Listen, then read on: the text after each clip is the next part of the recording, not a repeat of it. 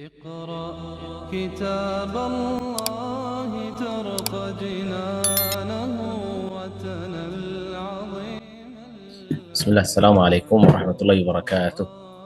بسم الله الرحمن الرحيم. الحمد لله رب العالمين، والصلاة والسلام على أشرف الأنبياء وإمام المرسلين وعلى آله وصحبه ومن استنى بسنته واقتفى أثره إلى يوم الدين. اللهم إنا نسألك علما نافعا وعملا متقبلا ورزقا حلالا طيبا مباركا. اللهم علمنا ما ينفعنا وانفعنا بما علمتنا وزدنا علما يا رب العالمين. آمين اللهم آمين. طيب، بارك الله فيكم. في هذه الليلة أو بالأمس توقفنا في هذا الباب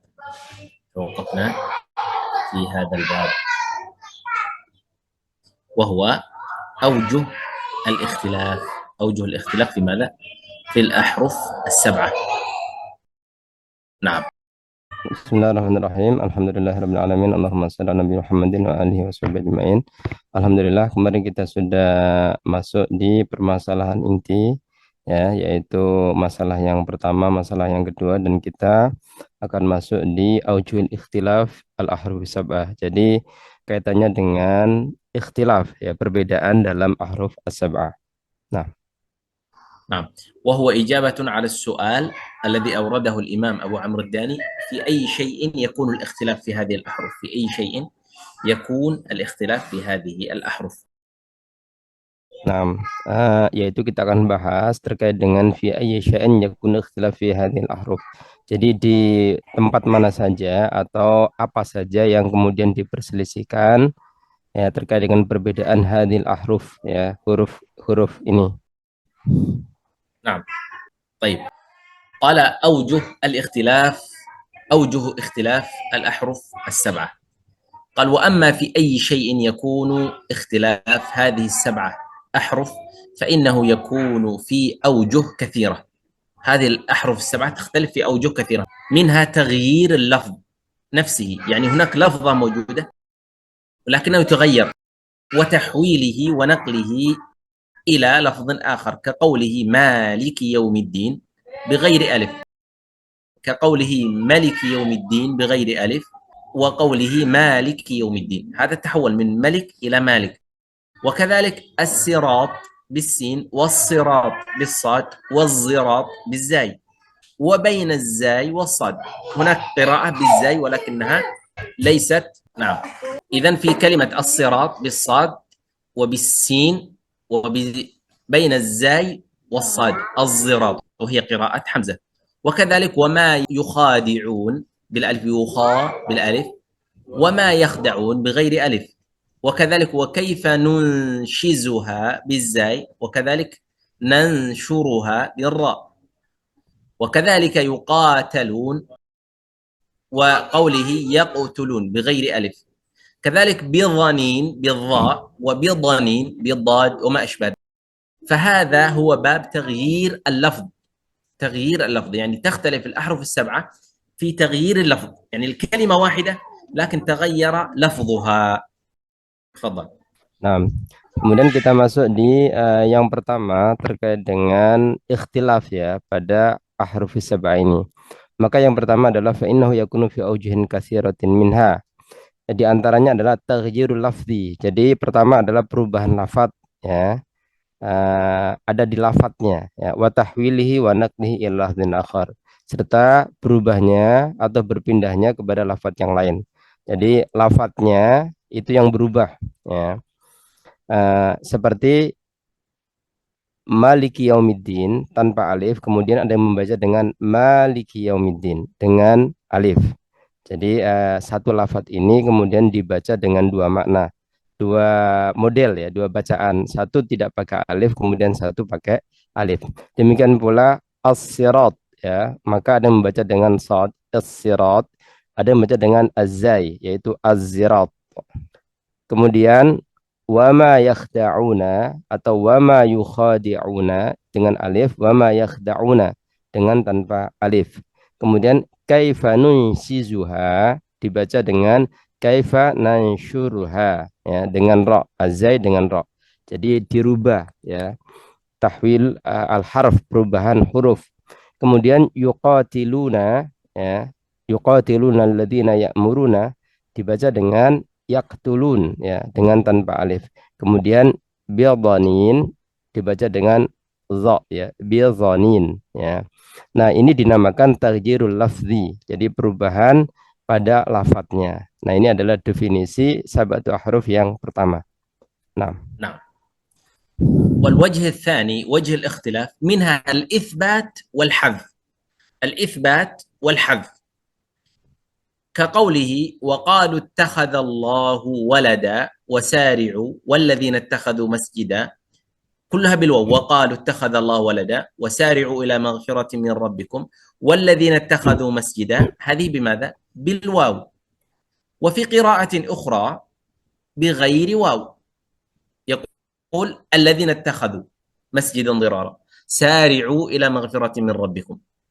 هذا الأول.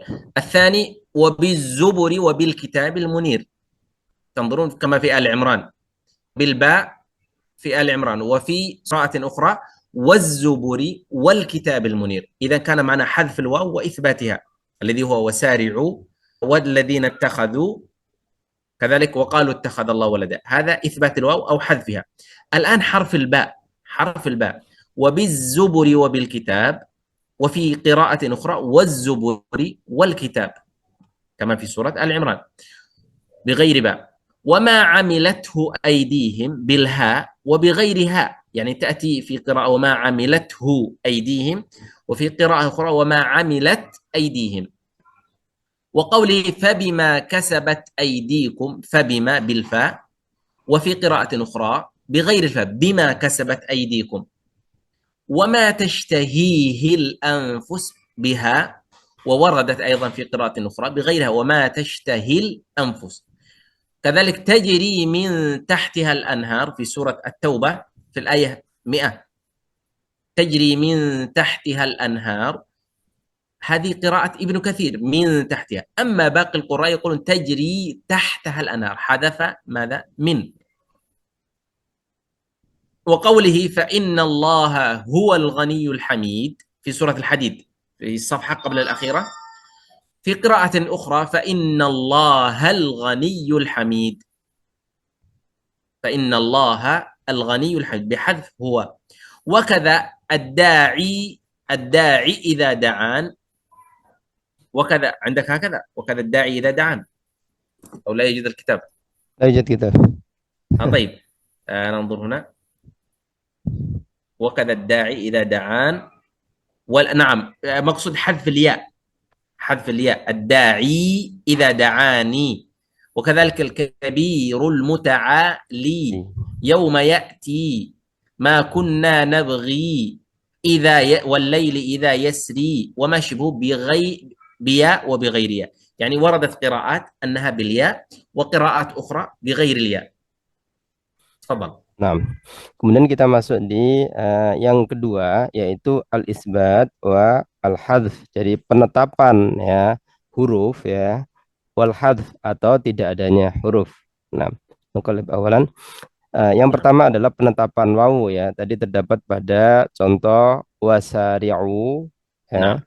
Thumma وتوكل، عفوا هكذا. nah.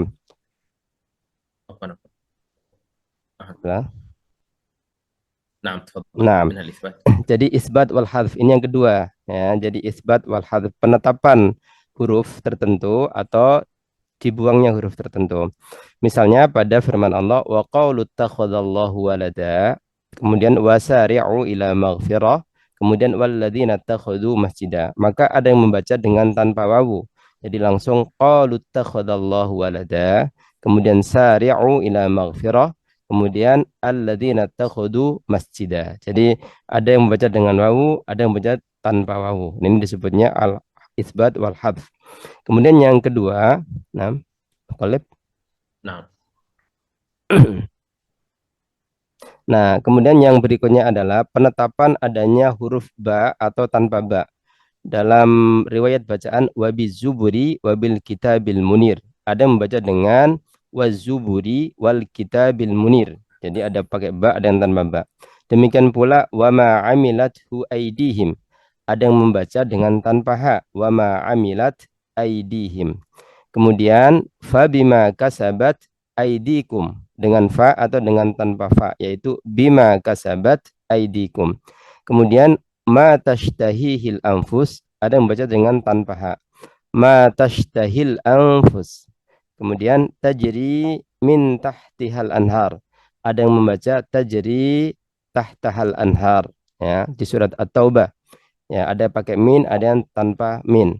Kemudian fa innallaha huwal ghaniyul hamid di surah Al-Hadid, maka ada bacaan qiraat fa innallahal ghaniyul hamid. Kemudian ad-da'i idza da'an, ada membaca dengan ya dan tanpa ya. Ad-da'i idza da'an. Kemudian al-kabirul muta'al, ada membaca dengan al-kabirul muta'ali. Yauma ya'ti, ada membaca yauma ya'ti.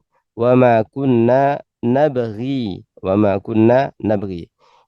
wal laili idza لا قال yas ذلك ما كنا نبغي، قال ذلك ما كنا qala نبغي قرأت. dzalika ma kunna nabghi. Ada yang baca dengan pakai ya, ma kunna nabghi.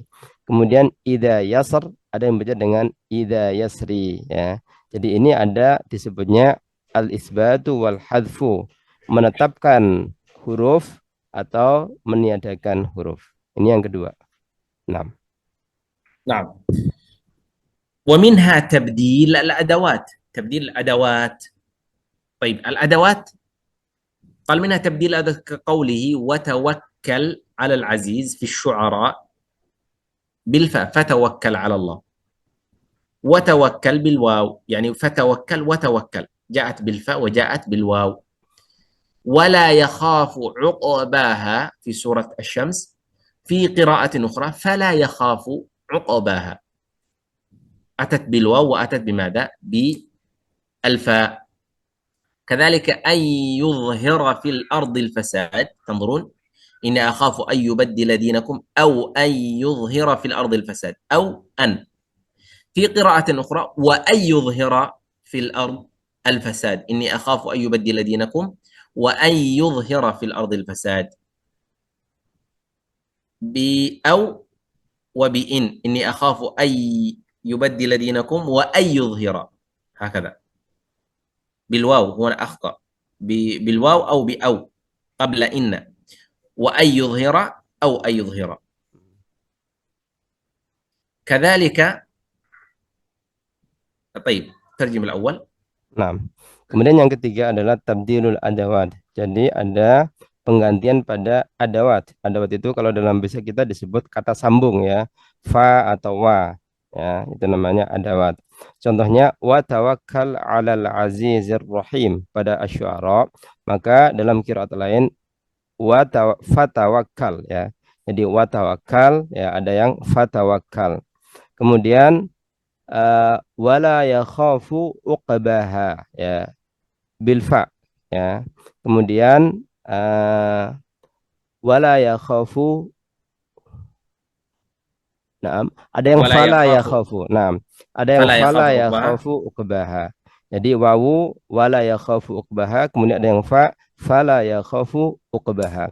Kemudian ayyudhhira fil ardil fasad, ya, bil wawu, ya, wa ayyudhhira fil ardil fasad au bi au qablaan, atau dengan au ayyudhhira fil ardil fasad. Nah, ini disebutnya dengan tabdilul adawat. Jadi perubahan pada kata sambung, ya, bisa dengan fa atau dengan wa atau dengan au.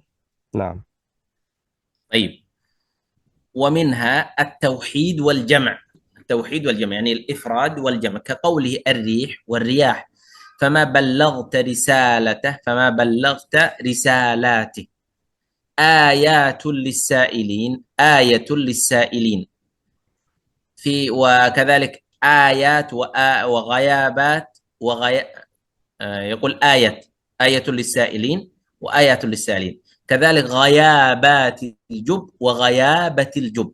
وسيعلم الكافر وسيعلم الكفار، كطي السجل للكتاب كطي السجل للكتب. والمضغة عظاما والمضغة عظما والمضغة عظما. ثم خلقنا النطفة علقة فخلقنا العلقة. فجعلنا المضغة عظاما، المضغة عظاما، وفي قراءة أخرى عظما. فانظر إلى أثر رحمة الله، وفي قراءة أخرى إلى آثار رحمة الله. إذن الوجه الآخر الذي تختلف في القراءات وجه التوحيد أو الإفراد والجمع، يعني تختلف فقط في التوحيد والجمع. تفضل. Kemudian yang keempat adalah perbedaan pada at-tauhid wal jama', yaitu dalam bentuk mufrad atau jama', ya, tunggal atau jama', ya. Di antaranya adalah firman Allah ar-riyah dibaca ar-riyah, ya. Jadi ar-riyah jama', kemudian ar-riyah mufrad. Fama balagat fama بلغت nah, رسالته، fama فما بلغت رسالته. ballagta risalatah, ya, dengan mufrad, atau fama ballagta risalati. Kemudian ayatul lisailin jama', ya, dibaca juga ayatul lisailin mufrad, ya. Wa ghayabatil jubbi dengan jama', wa ghayabatil jub. Nah, kemudian wa saya'lamul kafiru, ya, dengan mufrad, atau dengan wa saya'lamul kuffaru dengan jama'. Qatayyis sijilli lil kitab, ya, dengan mufrad, qatayyis sijilli lil kutub dengan jama'. Mudghata izaman dengan jama', atau mudghata azman dengan mufrad. Ila asari rahmatillah dengan mufrad, ada yang baca ila asari rahmatillah dengan jama'. Jadi dalam beberapa kalimat ini ada versi bacaan dengan mufrad, ya, tunggal, ada versi bacaan dengan jama', yaitu وجه الاختلاف في القراءة. jadi perbedaannya di situ. نعم. ومنه التذكير والتأنيث، يعني من الخلاف في القراءات التذكير والتأنيث، كقوله ولا يقبل تنظرون بالياء منها شفاعة بالتذكير، وفي قراءة أخرى ولا تقبل منها شفاعة. فنادته الملائكة تذكير ثم تأنيث. استهواه الشياطين، هنا خطأ، استهواه بالألف الشياطين، واستهوته الشياطين. توفاه رسلنا، توفته رسلنا. يغشى طائفة بالياء، تغشى طائفة بالتاء. كذلك ولتستبين سبيل المجرمين، وفي قراءة أخرى وليستبين سبيل المجرمين. وكذلك قوله إلا أن تأتيهم الملائكة، إلا أن يأتيهم الملائكة. تعرج الملائكة بالتاء، يعرج الملائكة بالياء، وما أشبه ذلك. تفضل. Kemudian yang kelima adalah terkait dengan tadzkir wa ta'nis, mudzakkar atau muannas, atau dalam bentuk kalimat atau kata yang bermakna laki-laki ataupun perempuan. Di antara adalah firman Allah wala yuqbalu minha syafa'ah. Nah, bilya, ya, dibaca juga wala tuqbalu minha syafa'ah dengan ta. Fanadahul malaika, ya, dengan mudzakkar, ada juga dengan fanadatul malaika dengan muannas. Istahwahus syayatin. Nah, kemudian ada juga baca istahwathus syayatin, jadi dengan muannas. Tawaffahu rusuluna dibaca dengan tawaffathu rusuluna. Yaghsha ta'ifah dibaca dengan ya, ada juga dengan ta, taghsha ta'ifah. Walitastabina sabilul mujrimin, waliyastabina sabilul mujrimin. Nah, kemudian berikutnya illa ayyatiyahumul malaika, dibaca juga dengan illa ta'tiyahumul malaika. Ya'rujul malaika dibaca dengan ta'rujul malaika, ya, dan sejenisnya. Nah, ini disebutnya dengan wajhul qiraat atau wajhul ikhtilaf fi at-tadzkir wa ta'nis. Jadi sisi perbedaan, ya, pada mudzakkar atau muannas. Nah, قال ومنها الاستفهام والخبر. الاستفهام والخبر كقوله أأعجمي أأذهبتم أأن كان، وكذلك أعجمي أذهبتم أن كان بالخبر، يعني في قراءة بالاستفهام وفي قراءة أخرى بالخبر. وكذلك أئنكم، أئن لنا، أئنك، أئذا متنا، أئنا لمخرجون بالاستفهام. وفي قراءة أخرى إنكم، إن لنا، إذا متنا، إنا لمخرجون بهمزة مكسورة على الخبر، وكذلك ما أشبهه. تفضل. Nah, kemudian yang keenam adalah antara redaksi istifham. Istifham itu kata tanya, adanya kata tanya atau khobar dalam bentuk berita. Jadi perbedaan dalam bentuk apakah ini kata tanya atau dalam bentuk berita. Contohnya adalah a'ajami, a'adhabatum, a'angkana. Ya. Kemudian dibaca, nah, dibaca dengan a'jami, jadi tanpa kemudian hamzah istifham. Kemudian adhabtum, kemudian ingkana, ya, karena dalam redaksi khabar yaitu berita biasa. Kemudian berikutnya adalah lafadz a'innakum, a'inna lana, a'idza mitna, a'inna, ya. Itu semuanya dengan bentuk istifham. Ada juga dibaca dengan bentuk khabar langsung yaitu innakum, inna lana, a'idza mitna, nah, kemudian inna lamukhrajun. Nah, jadi ini dalam bentuk khobar. Nah, itu perbedaan dari segi istifham atau khobar. Nah, ومنها التشديد والتخفيف. التشديد أي يكون حرف مشدد أو مخفف أي عاري عن التشديد، متحرك فقط، مثل قوله بما كانوا يكذبون ويكذبون بالتخفيف. ولكن الشياطين كفروا، في قراءة أخرى ولكن الشياطين كفروا. ولكن البر من آمن بالله، وفي قراءة أخرى ولكن البر بتخفيف النون وتشديدها. وكذلك قوله تظهرون، تظهرون، وكذلك تظهرون، تظهرون وتظهرون. تذكرون بالتشديد، تذكرون. خرقوا له بالتشديد، وفي قراءة أخرى خرقوا له بنين وبنات بغير علم. وإن كلا لما، تنظرون، وإن كلا لما، في قراءة أخرى وإن كلا لما، أو وإن كلا لما. كذلك فقدر عليه رزقه، في رواية أخرى فقدر عليه. جمع مالا وعدده، في قراءة أخرى جمع مالا وعدده. وشبهه بتشديد الضاء، تظهرون، والذال والراء والميم لما، تنظرون، وإن كلا لما عليها، لما عليها. كذلك والدال وتخفيفها، يعني قد يأتي الكلمة بالتشديد وقد تأتي بالتخفيف. Nah. Kemudian selanjutnya adalah ya antara mentasydidkan ya huruf dengan tidak adanya tasydid. Seperti bima kanu yukadzibun dengan tasydid. Dibaca juga dengan bima kanu yakdzibun. Walakinnasyayatin dibaca dengan walakinisyayatin. Ya. Walakinnal birra dibaca dengan walakinil birra. Jadi dengan tasydidnya nun atau tidak tasydidnya nun. Contoh berikutnya. Nah, min fadlik. Nah, kemudian tazahharun dibaca dengan tazharun. Tadzakkarun dibaca dengan tazkurun. Kharraqu lahu, kharaqu lahu. Wa inna kullal lamma dibaca dengan wa inna kullal lama. Faqadara alaihi rizqa dibaca dengan faqaddara alaihi rizqa. Jama'a amalan dibaca dengan jama'a amalan. Jadi ini adalah versi yang dengan adanya tasydid dan satu lagi dengan tidak adanya tasydid. Nah, قال ومنها الخطاب والإخبار. الخطاب والإخبار.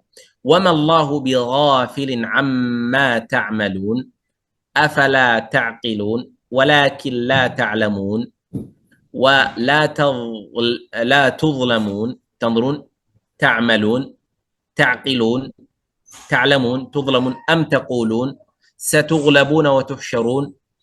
ولو ترى الذين ظلموا، هذا كلها بماذا؟ بالخطاب. ولو ترى الذين ظلموا ترونهم مثليهم لتنذر أم القرى أفبنعمة الله تجحدون كلها بماذا؟ بالتاء تعقلون تعلمون تظلمون وما أشبهه على الخطاب بالتاء على الخطاب وبالياء على الإخبار أفلا يعقلون يعني هم يرونهم مثليهم لينذر أم القرى أفبنعمة الله يجحدون وغير ذلك من الآيات التي فيها الاختلاف إما بالإخبار أو بماذا؟ بالخطاب. Nah, نعم تفضل. kemudian selanjutnya adalah perbedaan dalam khitab atau ikhbar. Ya, khitab itu berarti mukhatab yang kita ada bicara langsung orang kedua ya, atau ikhbar. Ikhbar itu kita beritakan, artinya berarti orang ketiga. Ya, biasanya dengan menggunakan ta untuk khitab dan ya untuk ikhbar. Seperti firman Allah, "Wa mallahu bighafilin amma ta'malun." Maka dibaca wa mallahu bighafilin amma ya'malun. Afala ta'qilun, dibaca afala ya'qilun. Walakin la ta'lamun, walakin la ya'lamun. La لا تظلمون tuzlamun, dibaca dengan la yuzlamun. نعم Am taquluna, am yaquluna. Satughlabuna wa tuhsyaruna, yaitu sayughlabuna wa yuhsyaruna. Walau yaral ladina zalamu, walau taral ladina zalamu. نعم Nah, kemudian wa tarawnahum mislaihim ra'yal ain wa yarawnahum mislaihim ra'yal ain litunzira ummal qura liyunzira ummal qura afa bi ni'matillahi tajhadun afa bi ni'matillahi yajhadun dan sejenisnya. Jadi ada satu menggunakan ta al-khitab, ada satu lagi menggunakan ya, yaitu lil ikhbar. نعم قال ومنها أي من الاختلاف في الأوجه الإخبار عن النفس الإخبار عن النفس والإخبار عن غير النفس يتبوأ منها حيث يشاء يعني كقوله يتبوأ منها حيث يشاء وبالنون نتبوأ منها عفوا يتبوأ منها حيث نشاء بالنون ويتبوأ منها حيث يشاء بالياء ونجعل الرجس في قراءة أخرى يجعل الرجس بالياء ننبت لكم ينبت لكم لنحصنكم بالنون وفي قراءة أخرى بالياء يحصنكم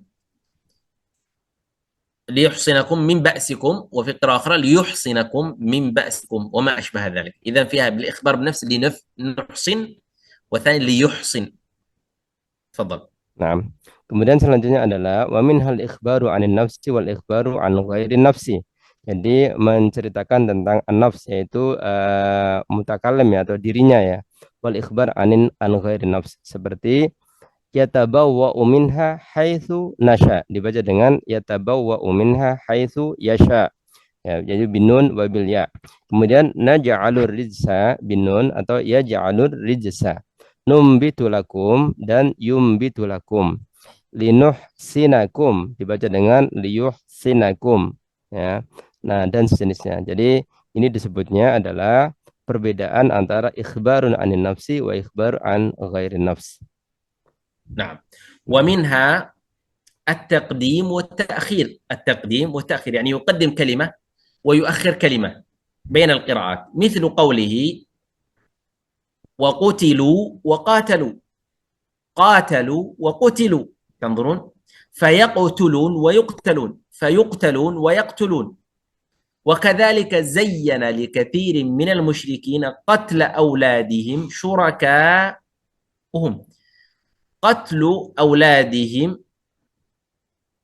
الآية ماذا؟ وكذلك زين لكثير من المشركين قتل أولادهم شركاؤهم قتل أولادهم قتل أولادهم قتل أولادهم عندنا قتل أولادهم بالإضافة ثم في رواية ابن عامر قتل أولادهم شركائهم هذا رواية ابن عامر لما يوجد خطأ في الطبعة. تفضل. Nah, kemudian berikutnya adalah perbedaan dalam takdim dan takhir, yaitu mendahulukan satu lafaz, mengakhirkan satu lafaz.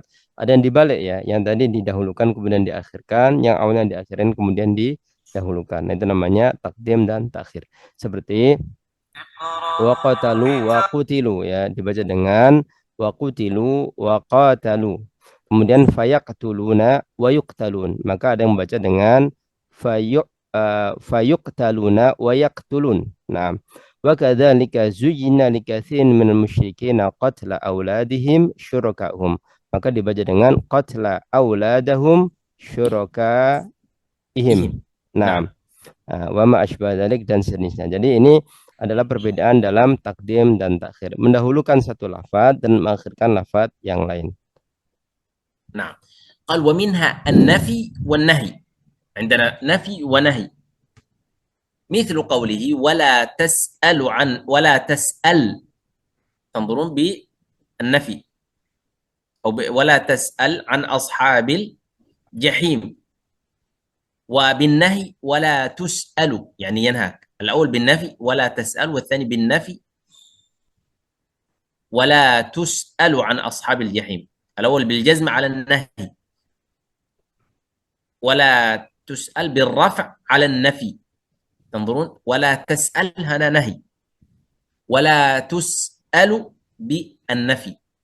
كذلك قوله لا تشرك في حكمه أحدا، ولا تشرك في حكمه أحدا، والجزم على النهي ولا يشرك في حكمه، ولا يشرك في حكمه أحدا بالرفع على النفي.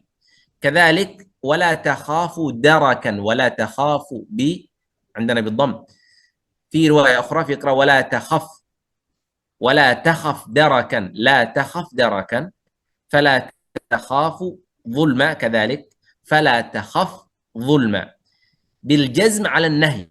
يعني إذا نهى لا تفعل هنا جزم، وإذا رفعها على النفي بالرفع.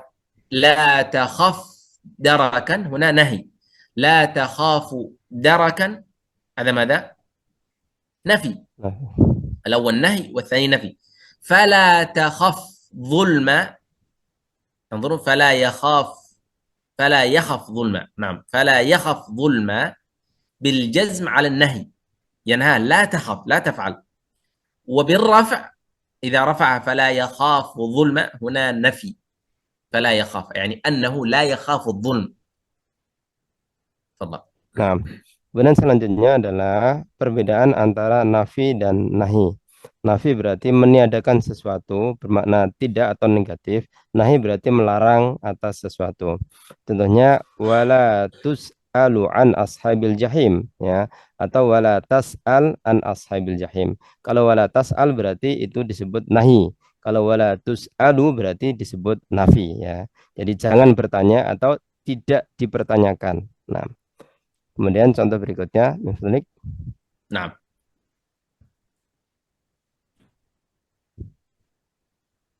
Nah, kemudian contoh berikutnya wala tusyrik fi hukmihi ahada. Jadi itu berarti nahi atau disebut juga dengan wala yusyriku fi hukmihi ahada. Berarti نعم. nafi. Kemudian wala takhaf daraka. Kemudian juga dengan wala takhafu daraka. Kemudian wala takhaf zulma bil jazmi wala takhafu zulma, ya. بالياء Jadi فلا يخف ظلما fala ولا هضما. anam fala yakhaf zulma, ya, dengan al jazmi, kemudian wala yakhafu zulma, ya. Jadi intinya gini, ada perbedaan antara nafi dan nahi. Biasanya kalau dalam bahasa Arab nahi itu dibuktikan dengan al jazmu, ya. Jadi akhir hurufnya di sukun, ya, kecuali kalau huruf ilat nanti ada pembuangan. Kalau nafi seperti biasa, ya, fi'il mudhari yang diawali dengan la nafi, jadi tetap menggunakan rafa. Nah, والنهي ينهاه عن الفعل لا تفعل، والنفي ينفي أنه فعل يعني لم يفعل. إذا جزم بالنفي قال لا تخف يعني أنه لم يخاف الدرك. كذلك فلا يخاف ظلما يعني أنه لا يخاف الظلم. هذا في النفي، يعني نفى عنه الخوف، ونفى عنه ماذا؟ الشرك، ونفى عنه السؤال عن أصحاب الجحيم. هذا النفي.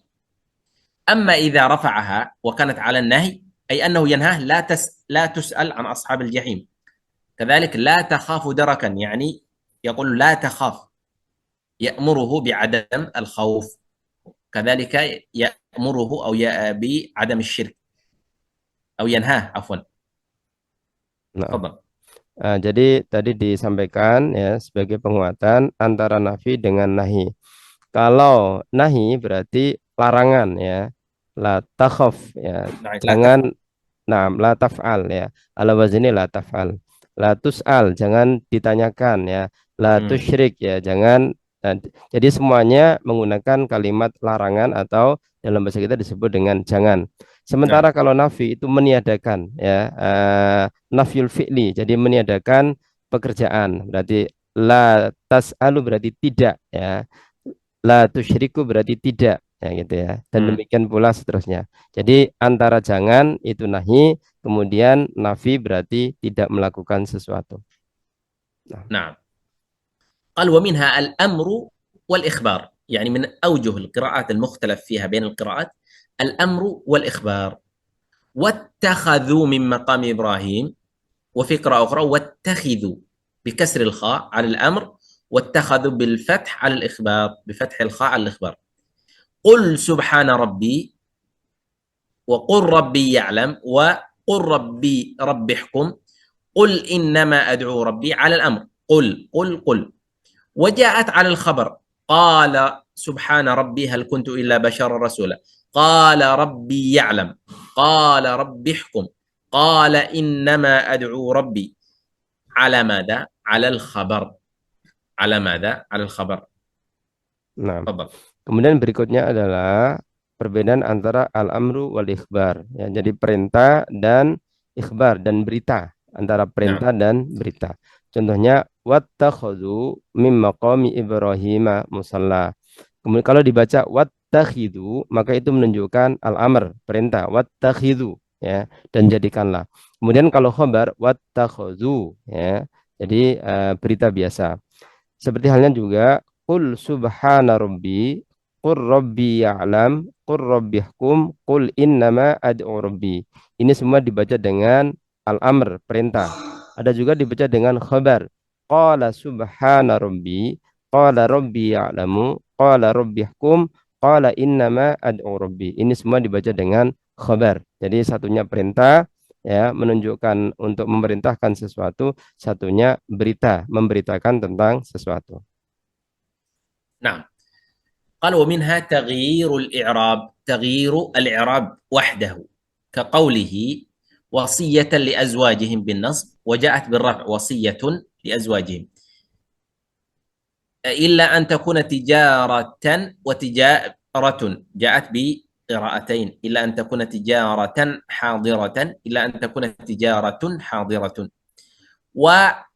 وأرجلكم إلى الكعبين بالنصب أرجلكم، وأرجلكم بماذا؟ بالجر، وأرجلكم بماذا؟ بالجر.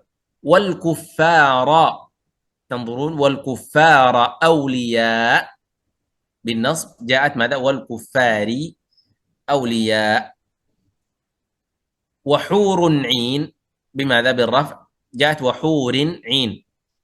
كذلك خضر واستبرق، جاءت خضر واستبرق، وخضر واستبرق بالرفع بالجر. فيغفر لمن يشاء ويعذب من يشاء، تنظرون بالرفع، فيغفر لمن يشاء ويعذب من يشاء، جاءت بالرفع. جاءت أيضا بالجزم، فيغفر لمن يشاء ويعذب من يشاء، جاءت بالإدغام. وجاءت أيضا بالقلقلة، ويعذب من يشاء. كذلك تلقف ما صنعوا بالسكون، وجاءت بالرفع تلقف ما صنعوا بالرفع وبالجزم، إلا أن قالوا والله ربنا بالكسر، وجاءت بنصب والله، والله، وجاءت ماذا؟ كلمة والله.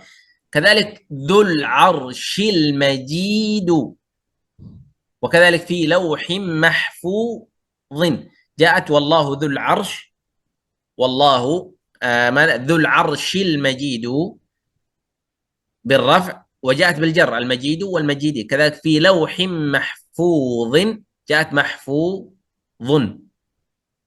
طيب تفضل. Nah, kemudian selanjutnya adalah taghyir al-i'rab. Jadi perubahan pada i'rab. I'rab itu adalah harokat akhir pada satu kata atau kalimat. Nah, Contohnya wasiyatan li azwajihim dibaca juga wasiyatul li azwajihim. Tijaratan hadira dibaca dengan tijaratun hadira. Wa nah, arjulakum ilal ka'baini dibaca dengan wa arjulikum ilal ka'bain. Nah, min fadlik.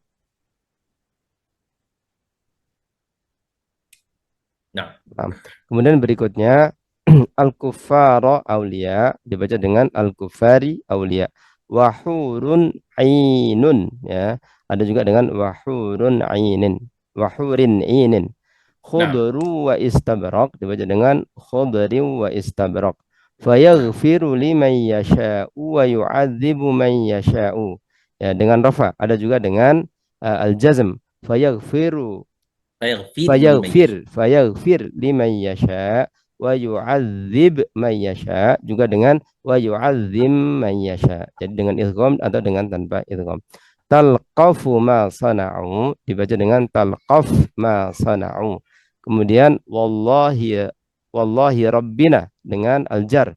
Ada juga dengan نعم. an-nas wallaha والله rabbana. لا، والله ربنا والله ربنا Nah, بالجر.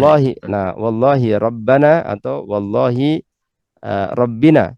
Kemudian نعم. dzul arsyil majidu ya fi lauhim mahfudun dibaca dengan dzul arsyil majidi fi lauhim mahfudin. Ini disebutnya dengan perubahan al-i'rab yaitu harokat pada akhir satu kalimat. نعم. قالوا منها تغيير الحركات للزوم، تغيير الحركات للزوم كقوله ولا تحسبن، وبالفتح بالكسر ولا تحسبن، وبالفتح ماذا؟ ولا تحسبن. نعم. كذلك ومن يقنط بالكسر وبالفتح. يقنطون يقنطون بالكسر وبالفتح.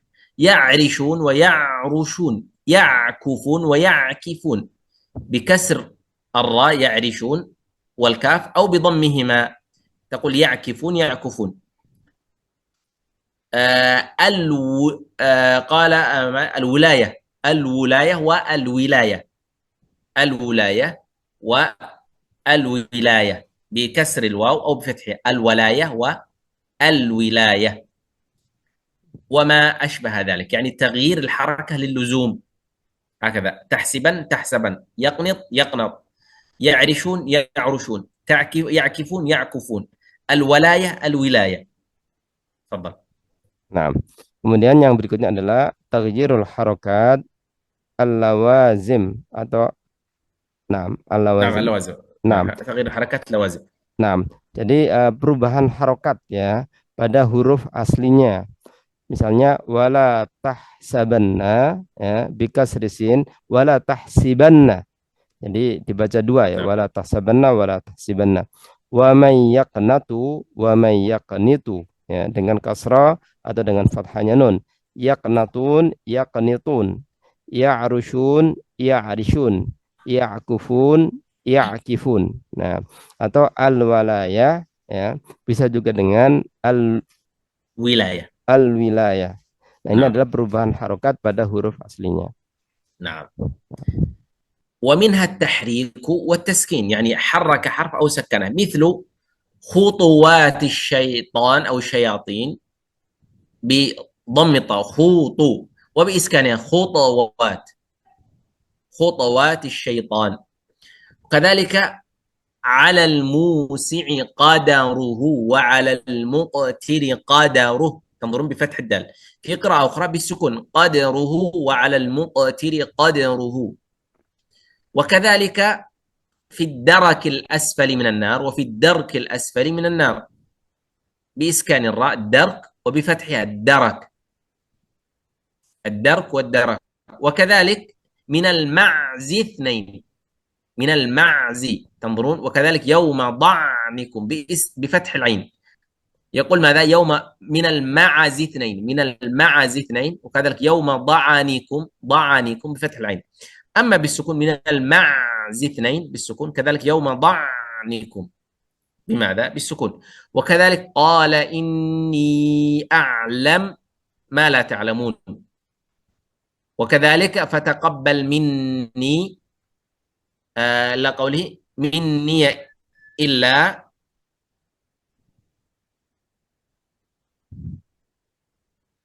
نعم إني أعلم نعم في سورة البقرة قال إن قل لهم إني أعلم من الله ما لا تعلمون مني إلا فتقبل مني إلا كذلك قال مني إلا تنظرون بالفتح وبعضهم بعدها بالإسكان مني إلا إني أعلم. وكذلك ليؤمنوا بي وجهت وجهي لله هذا بإسكانها. الباقون ماذا؟ وجهت وجهي لله إني أعلم إما بالفتح أو بالإسكان فيها قراءة إني أعلم مني إلا ليؤمنوا بي إلا وجهت وجهي لله هذا بالإسكان. أما بالفتح إني أعلم مني إلا ليؤمنوا بي إلا وجهي لله هذا بماذا؟ بالفتح. كذلك وهو فهو لهي فهي تنظر بالحركة بالضم أو بالكسر. في قراءة أخرى بالإسكان وهو فهو لهي فهي بماذا؟ بالسكون. ثم ليقطع ثم ليقضوا وليوفوا وليطوفوا وليتمتعوا بالإسكان. في قراءة أخرى بالتحريك ثم ليقضوا ثم ليقطع وليوفوا نذورهم بكسر اللام وليوفوا وليطوفوا وليتمتعوا بالتحريك وما أشبه ذلك. Nah, تفضل. kemudian selanjutnya adalah at-tahrik wa taskin. Jadi ada huruf-huruf yang dibaca dengan harokat, ada sebagian Quran dibaca dengan sukun ya. Nah. Misalnya khutwati syaitan dengan harokat, ada dibaca dengan khutwati syaitan dengan sukun bidham mita abiskannya. Kemudian alal musi'i qadaruhu wa alal muqtiri qadaruh, maka dibaca dengan alal musi'i qadaruh wa alal muqtiri qadaruh dengan sukun. Fiddarki dengan sukun, ada juga fiddaraki ya dengan harokat. Wa minal ma'zi itsnaini, kemudian yauma dha'nikum dengan sukun, ada juga dengan fathah ya, wa minal ma'zi yauma dha'anikum ya. Kemudian inni a'lamu minni illa liyu'minu bi, kemudian bi wajhi lillah bi fathah ya. Kemudian ada dengan sukun. Kalau dengan fathah berarti inniya a'lamu ya, minniya illa, kemudian liyu'minu biya ya, wajhiya lillah. Jadi seperti itu. Kemudian wahwa fahuwa lahiya fahiya dibaca dengan harokat. Ada juga dengan sukun. Wahwa fahwa lahya fahya ya. Kemudian summal yaqta summal yaqdu wal yufu wal yatawafu wal yatamatta'u ya. Itu dibaca dengan sukun. Ada juga dibaca dengan berharokat. Summal yaqta summal yaqdu wal yufu wal yatawafu wal yatamatta'u. Jadi ini perubahan antara mengharokatkan huruf atau mensukunkan huruf. Nah, قال ومنها يعني من الأوجه الاختلاف الإتباع وتركه الإتباع وتركه مثل قوله فمن اضطر أن اعبدوا الله تنظروا أني كذلك ولا قد استهزئ قال تخرج عليه وشبهه بضم النون يعني تأتي فمن اضطر هذا الإتباع فمن اضطر كذلك أن أعبد الله ولقد استهزئ قال تخرج عليهم هذا الإتباع يعني يتبع الحركة حركة الضم ينقلها يعني يتبعها ماذا الهمز للهمزة الوصل. طيب ترك الإتباع هو بالكسر ولقد استهزئ، تنظرون كسر الدال مع أنها ساكن، ولقد استهزئ. كيف الإتباع؟ كيف نعرف أنه إتباع؟ لو قرأنا هذه الكلمة مثلا أخرج، سنقرأها ماذا؟ بالضم، أو. إذا أتبع الحركة هنا، قالت السكون أتبعها لهذه الكلمة، قال تخرج، يعني لم يغير فيها. لكن إذا لم يتبعه كسر التاء لالتقاء الساكنين، يعني قال تخرج، قال تخرج. كذلك مثله في الآية الأولى فما نضطر، اضطر. إذا قرأت الكلمة من هنا ابتدأت به تقول اضطر. طيب إذا ابتدأت فمن، إن أتبعت فتقول فمن اضطر، وإن لم تتبع تقول فمن اضطر. كذلك أن اعبدوا الله، هذا من غير الإتباع. اعبدوا إذا ابتدأت بها. كيف تتبعه؟ أن اعبدوا ومثله. تفضل. Nah, kemudian berikutnya adalah al-itba wa tarkihi. Jadi itba atau tidak adanya itba.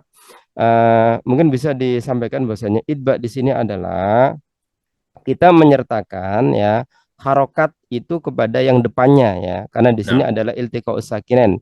Jadi harokat yang terakhir tadi mengikuti sesuai dengan harokat setelahnya. Contohnya nah, faman kemudian uturro, maka dibaca nonnya doma, famanutturro ya.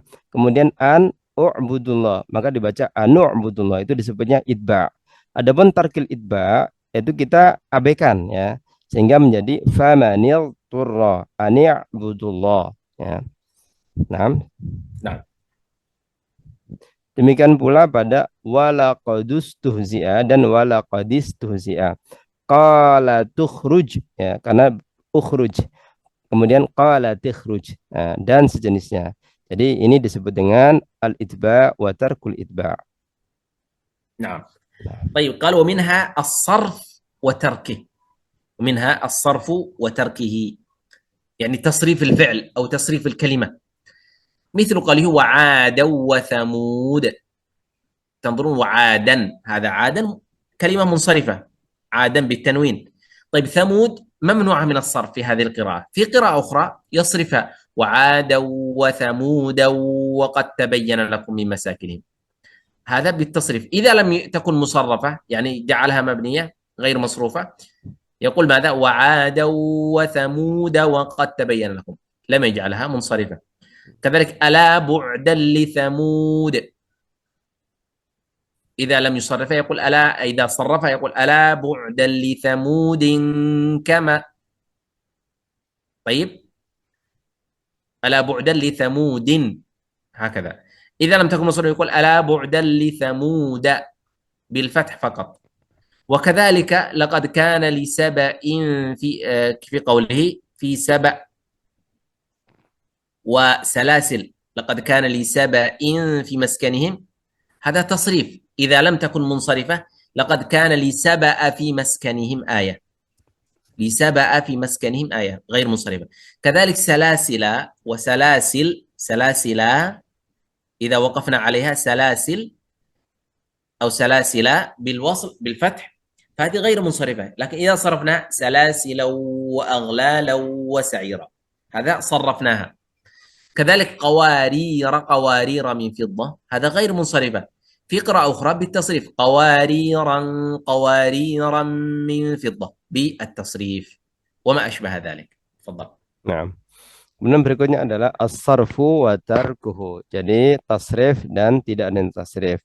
Kalau dalam bahasa Arab kita mengenal ada nama-nama atau isim munsharif ya. Jadi menerima tanwin, ada nama-nama ghairu munsharif, tidak menerima tanwin. Nah, ini berlaku dalam wajhul qiraat ya. Misalnya wa'ada wa samudan ya, berarti itu munsharif. Tapi kalau dibaca wa'ada wa samuda, berarti ghairu munsharif. Ala bu'dal li samudin, berarti munsharif. Ala bu'dal li samuda, berarti ghairu munsharif. Kemudian laqad kana li saba'in fi maskanihim ayah, ya itu munsharif li saba'a fi maskanihim ayah. Demikian pula salasilan, ada juga salasila. Kemudian qawariran, qawarir, ada juga qawariro, qawarir dan sejenisnya. Jadi perbedaan antara satu kalimat, ada yang membaca dengan munsharif, ada yang membaca dengan ghairu munsharif. طيب قال ومنها أي من الاختلاف في هذه القراءات اختلاف اللغات كقوله جبريل بكسر الجيم جبريل من غير همز وبفتح جبريل وجبريل جبريل وجبريل، وكذا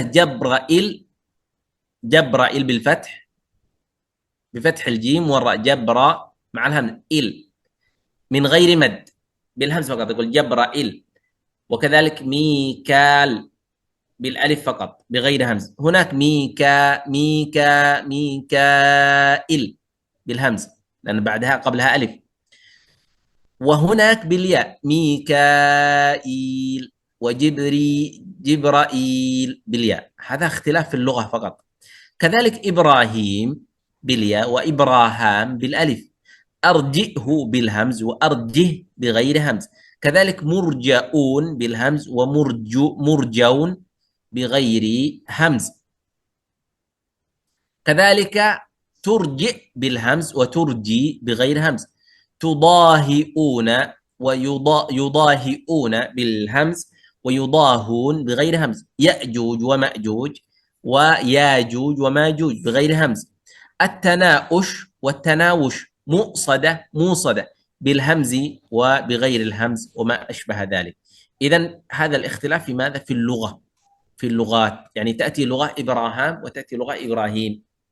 تفضل. Nah, kemudian yang berikutnya adalah perbedaan dalam lugat ya, dalam bahasa ya.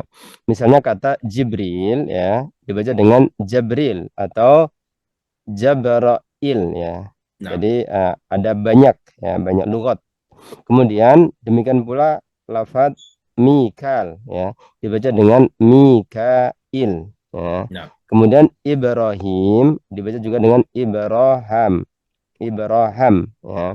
Kemudian arjihu ya dibaca dengan arjih ya. Murjiun dibaca dengan murjiun ya. Murjaun. Jadi ada murjiun, ada murjaun. Nah, turji ada juga dengan turji ya. Yudahiuna yudahuna. Kemudian Ya'juj wa Ma'juj dengan Ya'juj wa Ma'juj. Ya, at-tanaush dibaca dengan at-tanawus. Musada. Dan ini disebutnya adalah ikhtilaful lughat. Jadi perbedaan bahasa ya yang ada di bahasa Arab, orang Arab.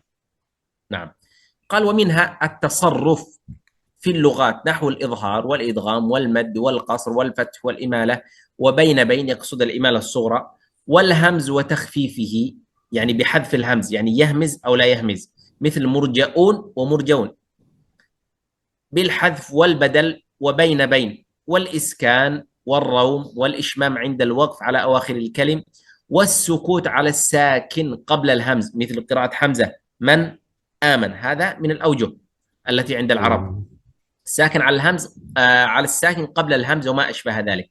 يعني من الأوجه التي تختلف فيها القراءات هذه، منها الإظهار والإدغام والمد والقصر. يعني بعض القراءات هناك المد الواجب 6 حركات، بعضها 4 حركات، مد الجائز المفصل 6 حركات أو 4 حركات أو حركتين. كذلك الفتح والإمالة، يقصد الفتح يعني غير الإمالة، مثلا والضحى هذا الفتح، الضحى الإمالة بين الضحى. والهمز وتخفيفه يعني إما أنه يأتي بالهمزة أو يحذف الهمزة. كذلك البدل يبدل الهمزة إلى واو، المؤمنون يبدلها إلى واو يقول مؤمنون. والإسكان أو الروم يعني في آخر الكلمة نستعين بالإسكان نستعين، هذا الروم. بالإشمام نستعين، هذا يقصد به عند الوقف على آخر الكلم. والسكوت على الساكن كما قلنا في رواية حمزة من آمن وما أشبه ذلك. تفضل. Kemudian selanjutnya adalah wa minha at-tasarrufu fil lughat. Jadi perlakuan dalam bahasa ya. Jadi mereka ada beberapa perbedaan dalam memperlakukan kalimat ya. Nah, seperti idhar, idgham, al-maddu wal qasru ya.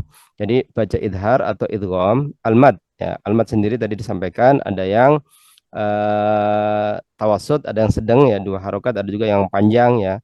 Al-fath wal imala, fathah seperti wadduha, ada yang baca dengan wadduhi, ada yang baina imala sughra atau at-taqlil disebutnya ya.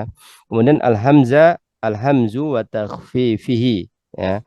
Ada yang dengan hamzah atau dengan meringankannya ya. Bil hadfi. Ada yang badal ya, mu'minun, mu'minun.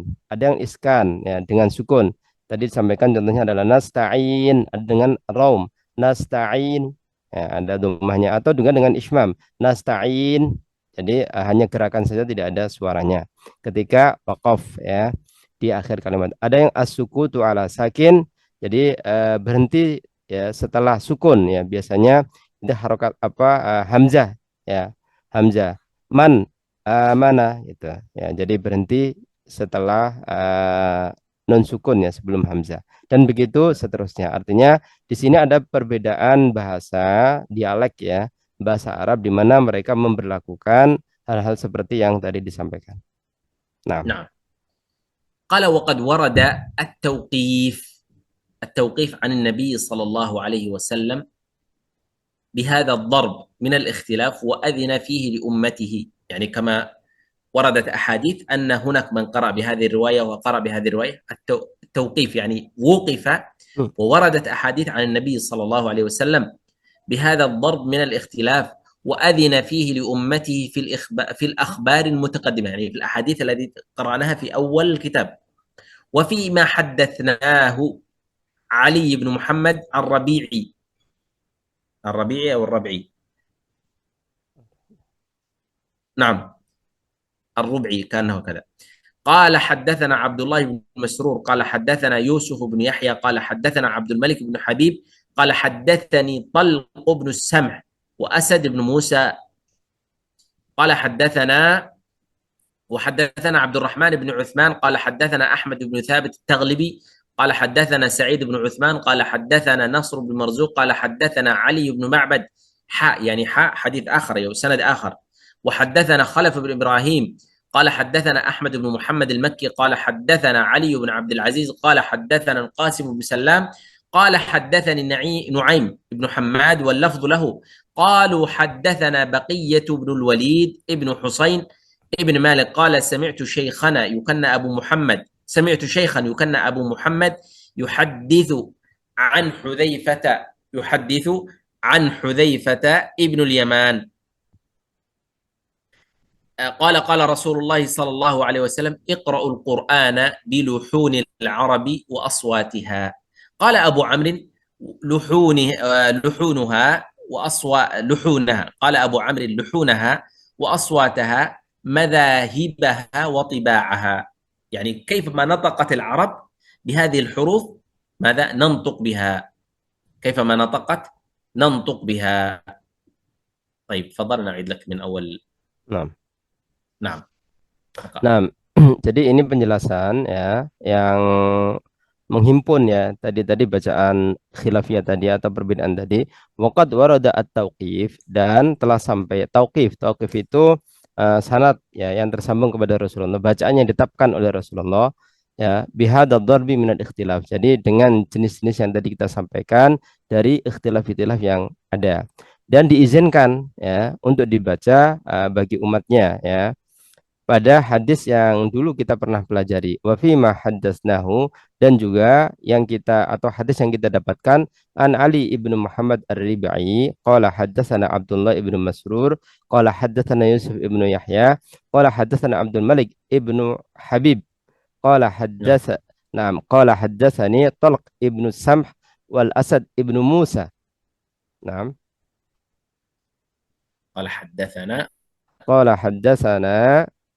نعم. وحدثنا عبد الرحمن بن عثمان قال حدثنا أحمد بن ثابت التغلبي قال حدثنا سعيد بن عثمان قال حدثنا نصر ابن مرزوق قال حدثنا علي بن معبد وحدثنا خلف ابن إبراهيم قال حدثنا أحمد بن محمد المكي قال حدثنا علي بن عبد العزيز قال حدثنا القاسم ابن سلام قال حدثني نعيم بن حماد واللفظ له قالوا حدثنا بقية ابن الوليد عن حسين ابن مالك قال سمعت شيخا yukanna Aba Muhammad yuhaditsu an Hudzaifah. Di sini an Hudzaifah ibnu Yaman. Qala berkata, qala Rasulullah bersabda, Iqra'ul Qur'an biluhunil Arab wa aswatiha. Bacalah Al-Qur'an dengan lahan, ya, artinya bahasa orang Arab dan suara mereka. Qala Abu Amr, berkata Abu Amr Ad-Dani, luhunaha wa aswataha, yakni madzahibuha wa tiba'uha. Jadi yang dimaksud dengan lahan dan aswat itu adalah madhab, versi bacaan mereka, wa tiba'uha, dan bagaimana mereka melafadzkan. Jadi apa yang mereka lafadzkan, ya, dalam bahasa mereka, itulah yang kita ambil. نعم. إذن هذا الجواب، يعني أين يكون الاختلاف؟ طيب، هناك سؤال آخر، أصل الاختلاف، يعني لماذا اختلاف القراءات هكذا؟ لماذا لا يقرئهم بحرف واحد؟ لماذا هذا الاختلاف؟ وهنا أتى بعنوان أصل اختلاف القراءات.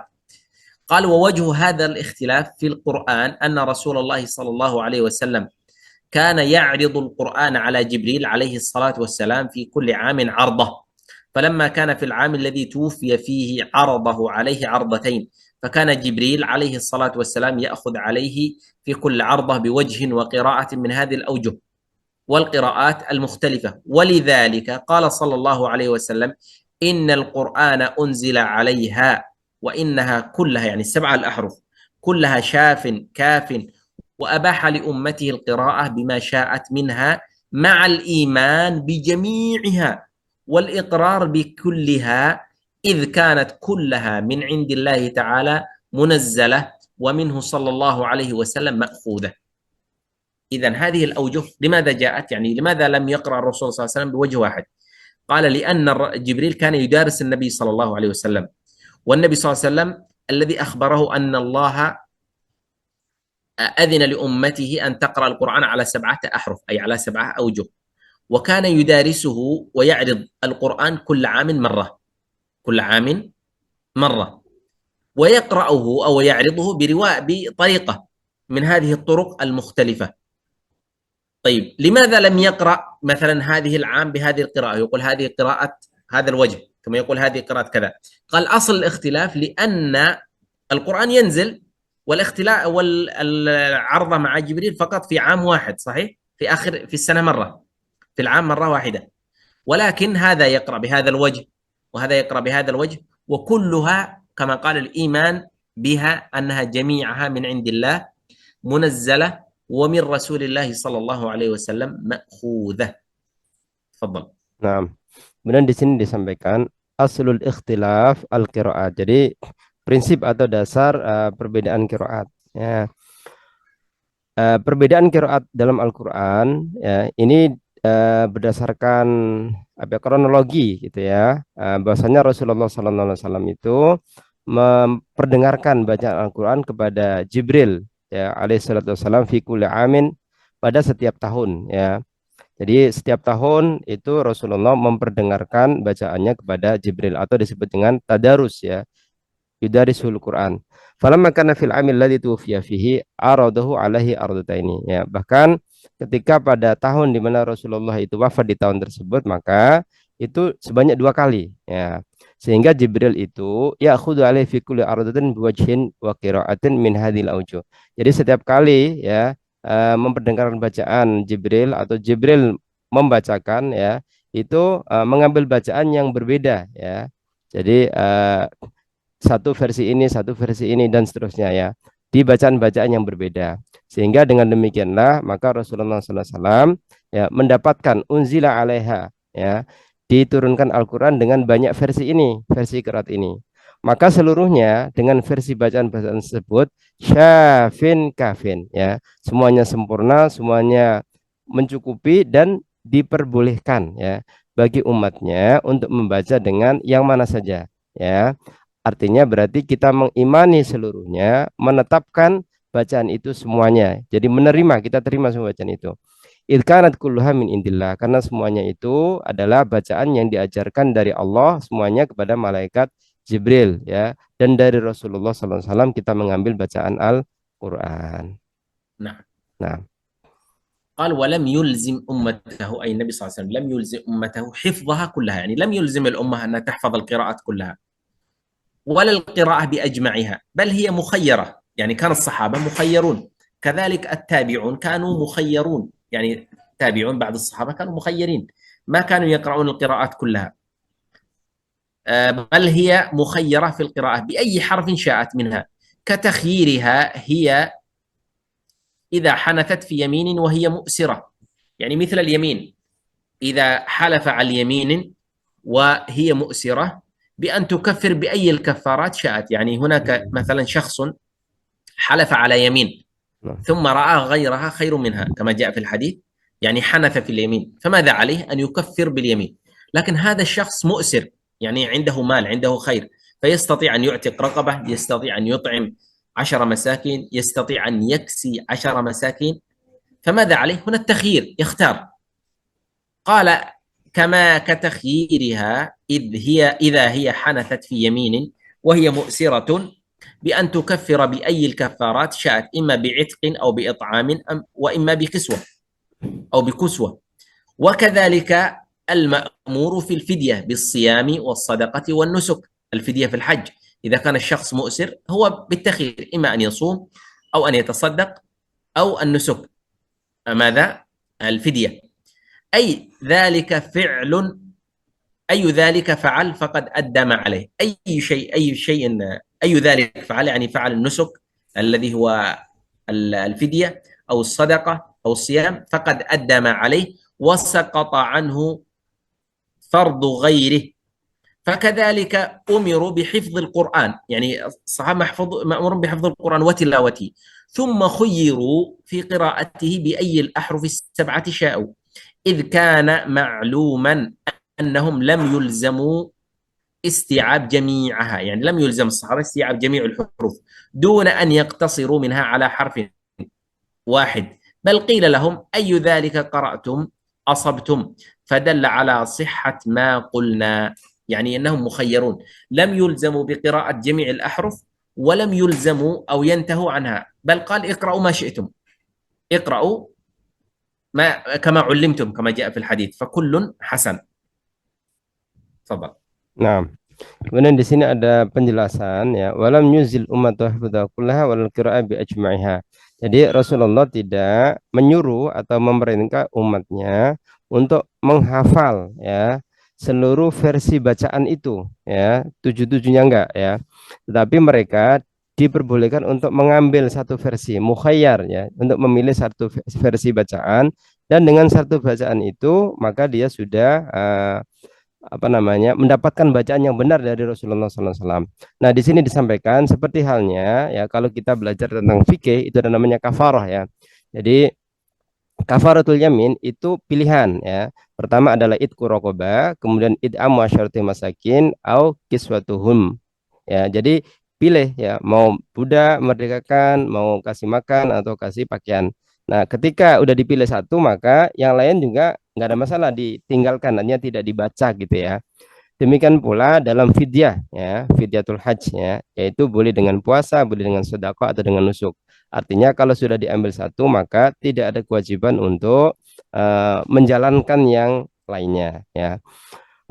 Uh, Aidzalika fa'ala ayyudzalika fa'ala faqad adda ma alaihi. Jadi kalau udah diambil satu maka dia dianggap sudah bebas ya, sudah selesai ya. Fakada amaru bihifdzil Quran. Maka demikian pula gambarannya ketika mereka menghafal Al-Quran atau membaca Al-Quran, maka disuruh milih ya dengan bacaan mana saja dari huruf-huruf sabah itu dipersilahkan, tidak mesti seluruhnya ya. Idkana ma'luman annahum yamulzimu isti'abu jamiha, karena mereka ya tidak diperintahkan untuk isti'ab. Isti'ab itu memahami seluruh versi bacaan ya. Jadi cukup hanya dengan satu saja ya. Aidzalika qara'tum asabtum. Jadi mana bacaan yang diambil maka itu bacaan yang benar. Nah, ini menunjukkan kata Abu Amr Ad-Dani, fadalla ala sihhati ma qulna. Jadi ini menunjukkan terhadap kebenaran dari apa yang kita jelaskan tadi. Nah,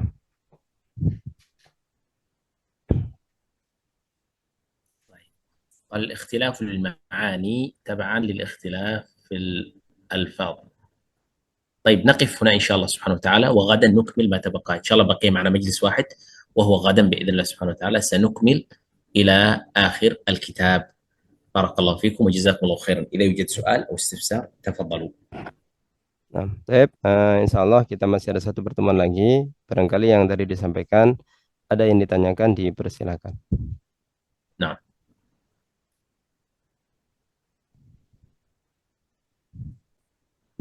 طيب ربما لا يوجد سؤال. نختم. سبحانك اللهم وبحمدك، أشهد أن لا إله إلا أنت، أستغفرك وأتوب إليك. بارك الله فيكم. السلام عليكم ورحمة الله وبركاته. في أمان الله. Waalaikumsalam warahmatullahi wabarakatuh. Jazakumullah khair. وإياكم. بارك الله فيكم. اقرأ كتاب الله ترق جنان